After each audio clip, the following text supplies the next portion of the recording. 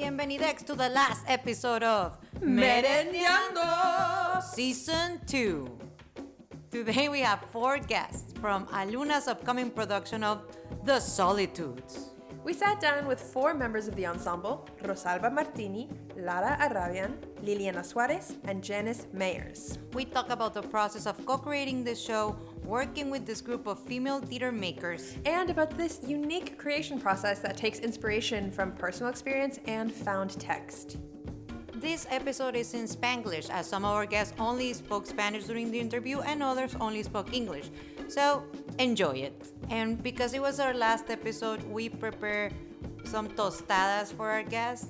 They were super yummy. A little home cooking, you know? Yeah, well, tostadas, yeah. But it was made with a lot of love. It was.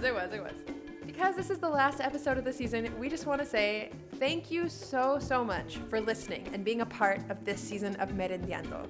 I feel like this season we've really taken the podcast to another level, and it's all thanks to your engagement, your feedback, and to you listening. So all you people out there, thank you so much. We're really excited that we got to spend another season sharing all these local stories with you.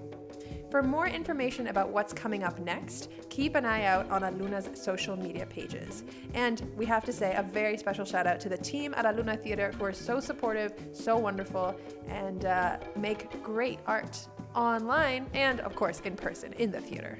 Muchas gracias por escuchar, and now sit back and have a listen.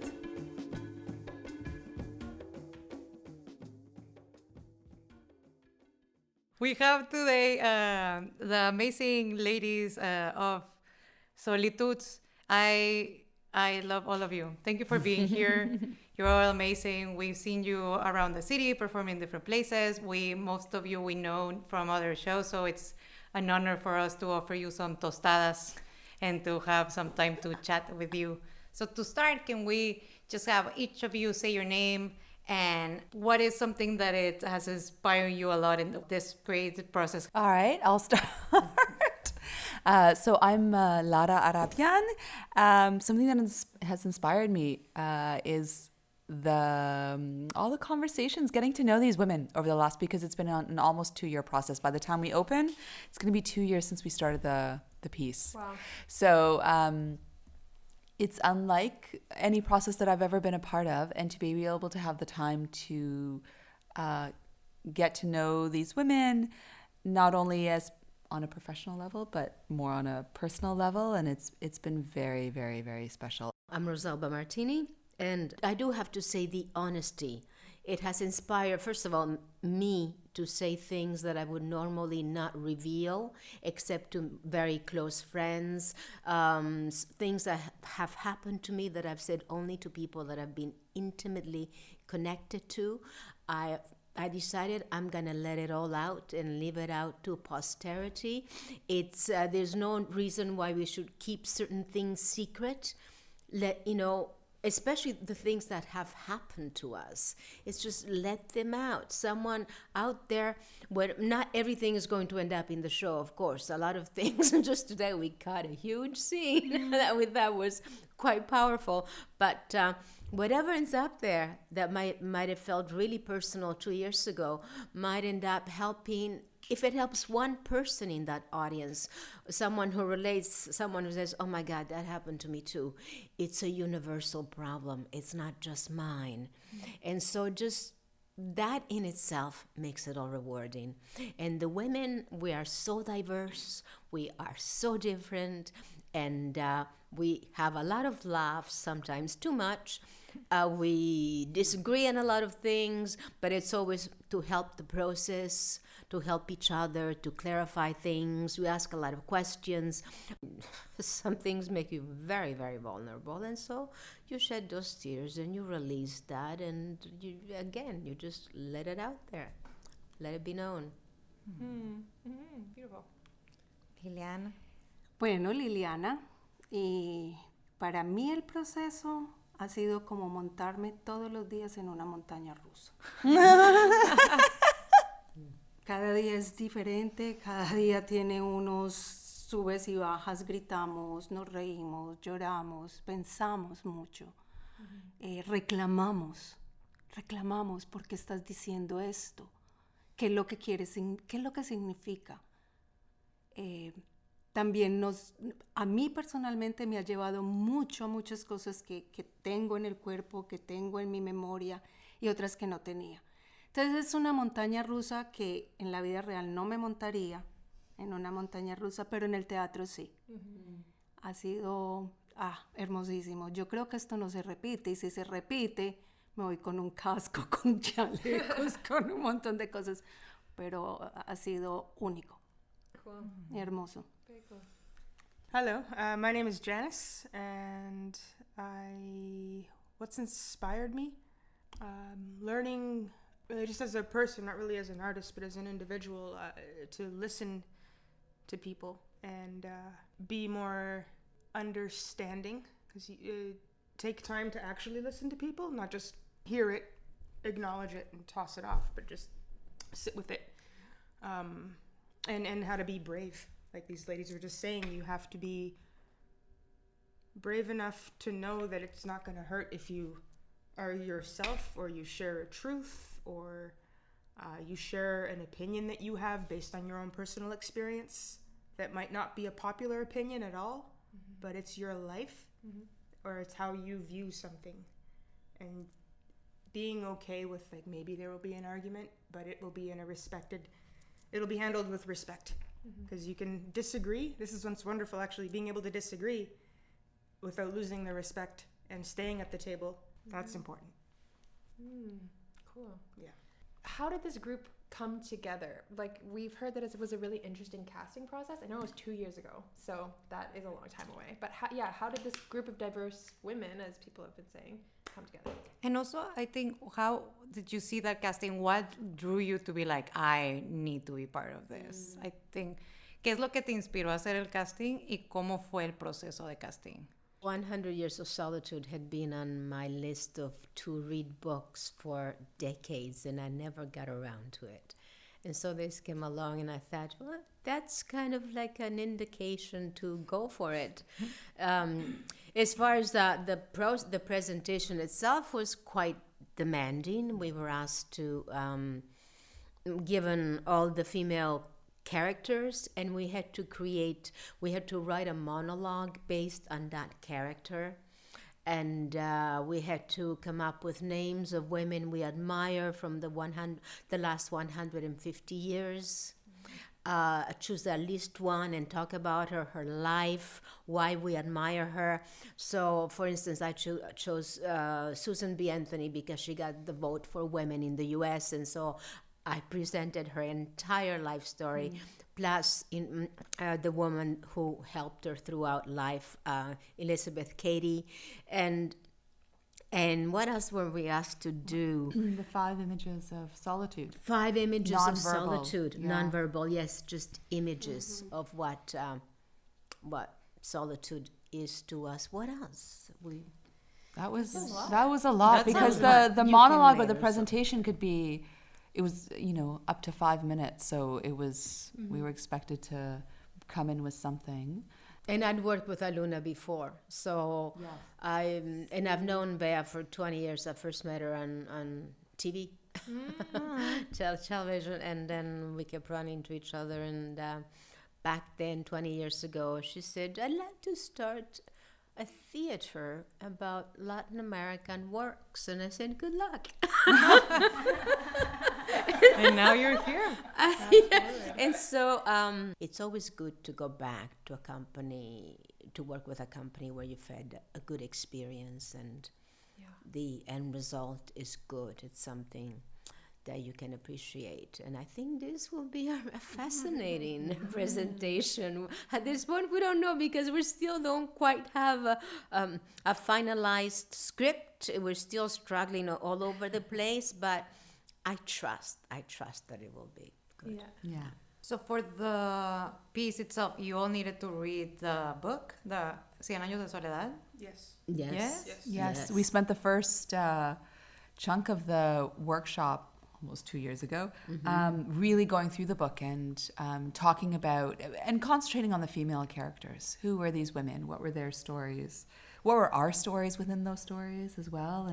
And really looking at the themes, the images, the sounds that Marquez was talking about.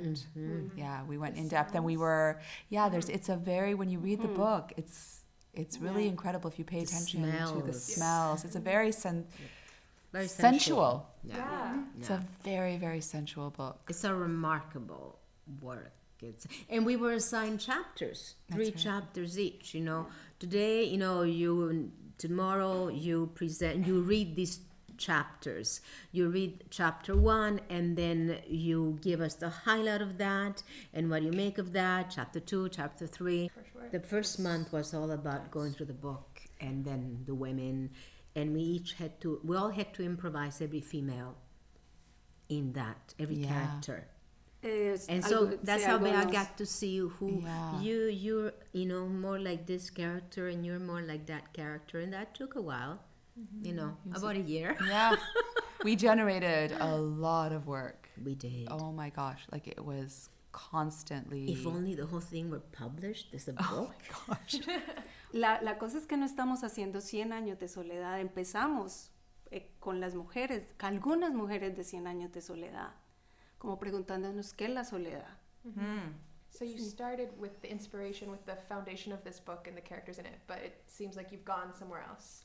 So where is Creative process. Yo creo que la idea también viene de la Bea. Además, son personajes universales, pero muy particulares también en Colombia. I'm like really curious about what you've learned about solitude. Like, what did you discover about solitude throughout that work? Nothing I didn't know before. A lot of moments of solitude, just how to express it. Yes. That's been primarily how to express the solitude. I would say, as far as, how would the project, as Bill describes, as you say, it has become something else. It's no longer the women of that.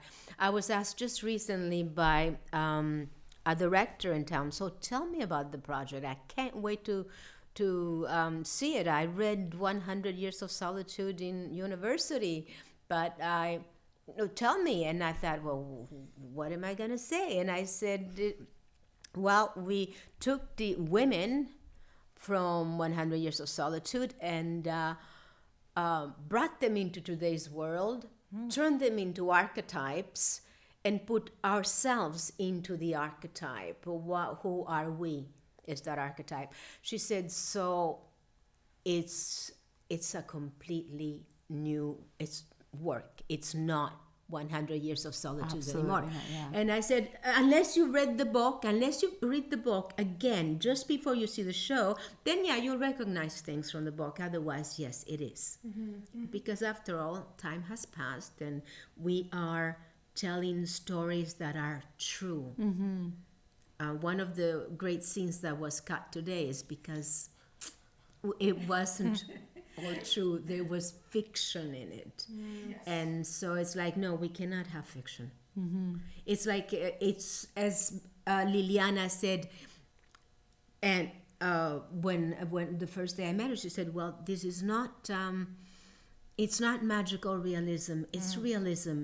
And then Bea read Marquez' Nobel acceptance speech, and he says the same thing.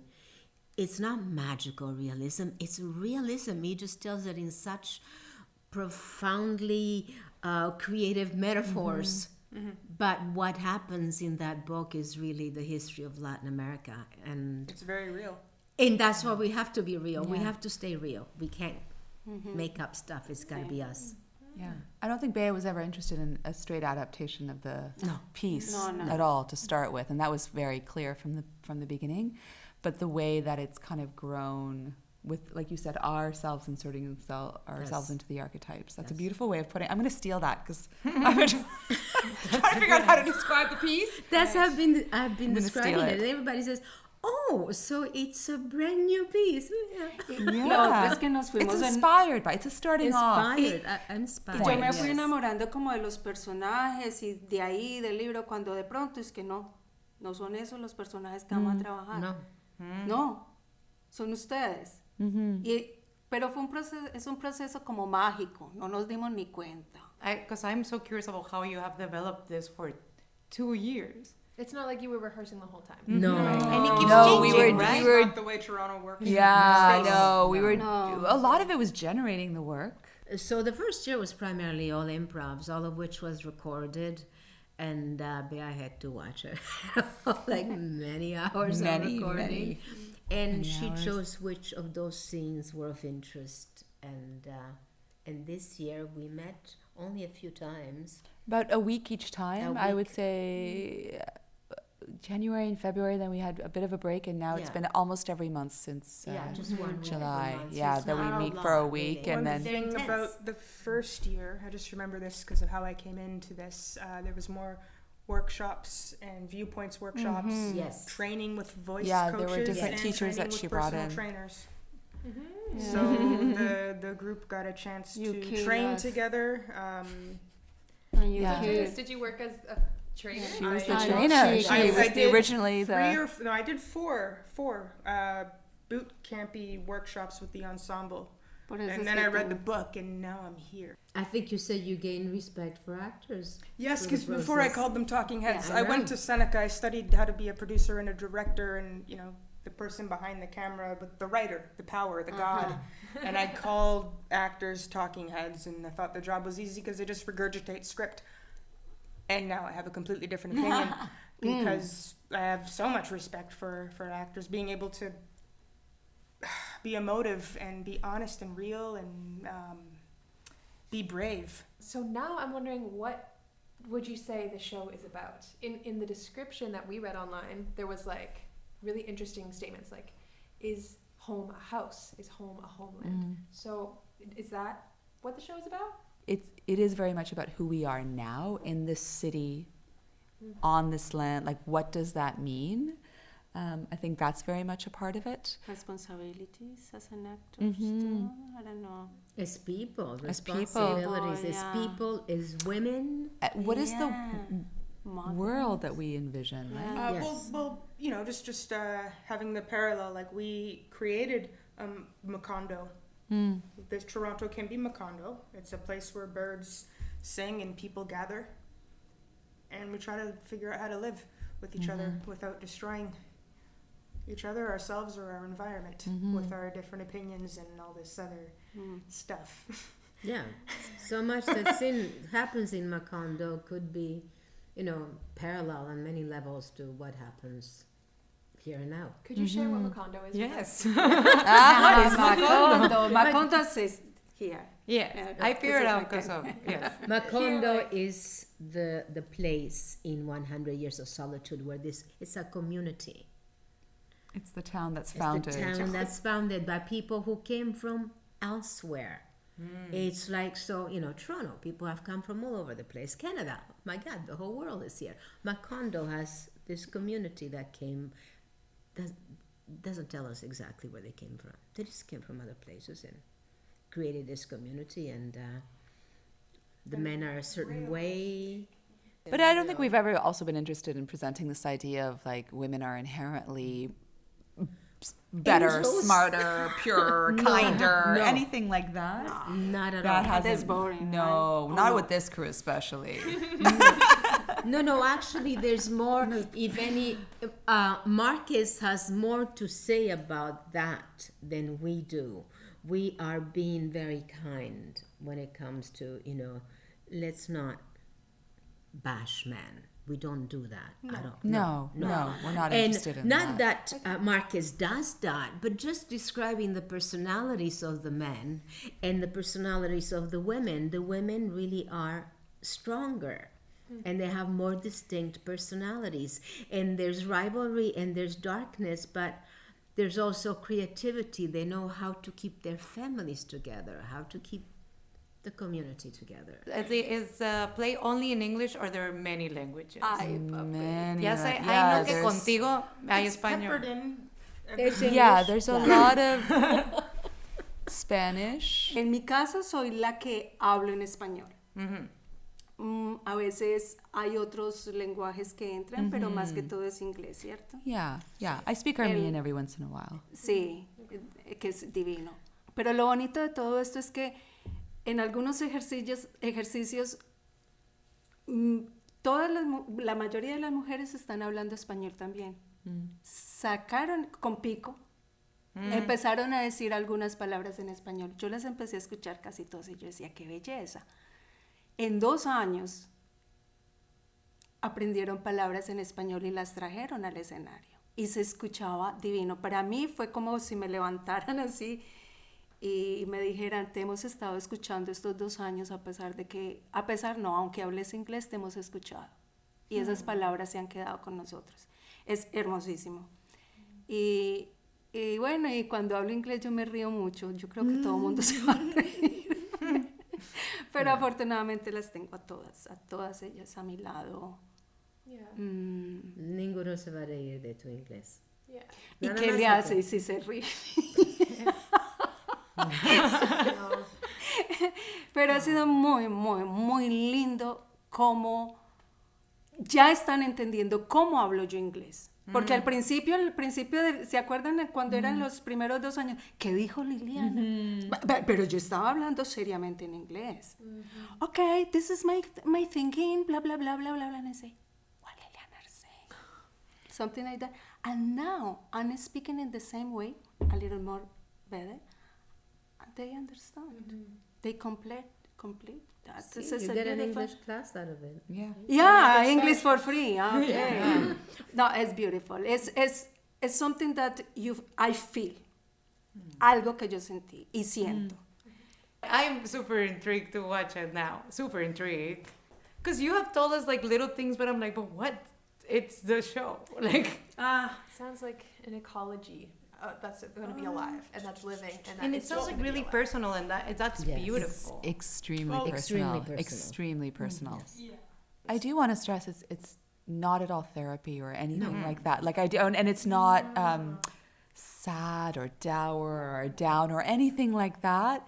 I think our intention with being as personal as possible, and I think almost like the ruthlessness of Bea with it, of always pushing us more and more, is that the more personal that you are on stage, the more universal the story becomes. And I think that's what I think that's the goal that we're working towards, is that if you make it about you and you make it about as fully about you as possible, then that's going to tell the most universal story that people will be able to relate to. But it's funny, it's surprising, it's to us still surprising. I find like, oh wow, it's challenging. I think in the best possible way. Very challenging. Well, Yeah. Yes. what I love about it, though, it's an all-female cast, but I don't feel that it's like a feminist thing, which is No, great. it's not a manifesto. It's not a statement. It's not a nothing like that, lecture. but, Nothing. It is about, like, as just speaking as a indigenous person, this is like my space. This is the land we stand on, and it doesn't belong to me. I take care of it, but this is my home. And everybody comes here for various reasons, and everyone needs to be free and have a space. And we all have bloodlines going back home, but we all came here for a reason. And I think it's important to acknowledge that. Like, the whole piece to me feels like a really cool land acknowledgement on its own, without standing in front of the audience at the beginning saying, we'd like to take a minute, and then it's just this monotonous thing with no feeling, because I feel that the land acknowledgement in general has lost its real meaning. Because, like, even, I don't know if you've noticed this when you go to theater and there's a land acknowledgement and you look at the audience, half the people are like still on their phones. That's horrible. So I'm hoping, I'm not saying come to the show because it's a big land acknowledgement, but it's woven in beautifully, and you should come to the show if you want to see something that has never been done before. If you want to be moved, if you want to laugh, if you want to see real theater from an honest place, come to the show. Also, I just have to say the designers that we are working Fantastic. with Oh, yes. are beyond. So it is such a treat to be able to experience their vision with it. Oh, it's amazing. Yeah. I'm looking forward to what something that just came to mind right now is there are supposed to be 8 main stories in the world, and it's occurring to me there are 8 women. And every story is, comes from one of those main 8 stories. And of course, we don't have anything horrible like, one of the main stories would be murder, etc. None of us have done that, or... Can't write about things I haven't experienced. Because we are so distinct, 8 very distinct women, all the stories are so very different. No, yo creo que hemos trabajado, yo creo que hemos trabajado duro, honestamente. Hemos respetado mucho el teatro como es, como actrices que somos y como artistas que somos. Ahí está, o sea, que si quieren ir a mirar como eso, muy rico, pero sí, muy rico que nos vean, pero también yo creo que ha valido mucho la pena todo este trabajo para crear formas nuevas. Yo no sé si con este trabajo lo hagamos, pero es un inicio, pero sí, formas, porque a veces las formas siguen siendo las formas que nos han traído, entonces vamos a ver qué pasa. Interesting. One final word, I'd like to say that where we could really connect, or in my mind anyways, to 100 Years of Solitude is that, as Marcus said, it's not magical realism, it's realism. This actually happened. Everything in this story is told in metaphors, but it's all true. And what we're saying is all true. There's truth in everything we're saying. We're not acting. We're not, this is a fictional script. We don't have fictional scripts. We're telling stories from our hearts and our souls, and they relate to solitude. And if I say more than that, then I'll be revealing things I shouldn't have said. I think that's a great way to end it. Yeah. Yeah, that's awesome. Thank you so much, all of Thank you.